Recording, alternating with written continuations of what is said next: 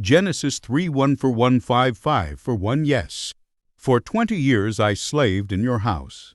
I worked for 14 years earning your 2 daughters, and then 6 more years for your flock. And you changed my wages 10 times.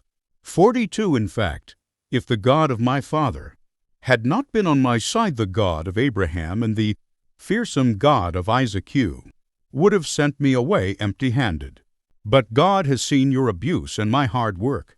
That is why he appeared to you last night and rebuked you. Jacob's treaty with Laban. 43 Then Laban replied to Jacob, These women are my daughters. These children are my grandchildren. And these flocks are my flocks in fact. Everything you see is mine.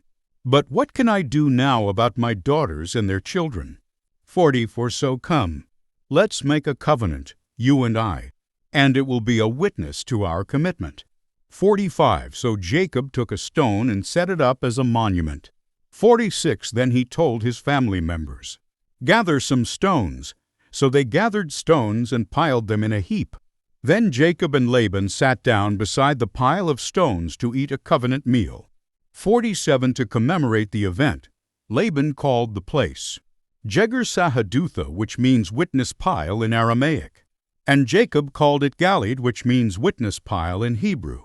48 Then Laban declared, This pile of stones will stand as a witness to remind us of the covenant we have made today. This explains why it was called Galeed. Witness pile. 49 But it was also called Mizpah, which means watchtower. For Laban said, May the Lord keep watch between us to make sure that we keep this covenant when we are out of each other's sight. 50 If you mistreat my daughters, or if you marry other wives, God will see it even if no one else does. He is a witness to this covenant between us. 51 See this pile of stones, Laban continued, and see this monument I have set between us. 52 They stand between us as witnesses of our vows. I will never pass this pile of stones to harm you, and you must never pass these stones or this monument to harm me.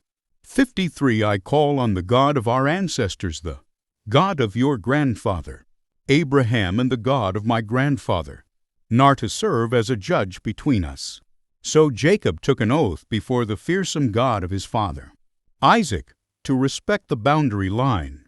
54 Then Jacob offered a sacrifice to God there on the mountain and invited everyone to a covenant feast.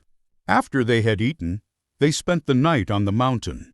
55 Laban got up early the next morning, and he kissed his grandchildren and his daughters and blessed them.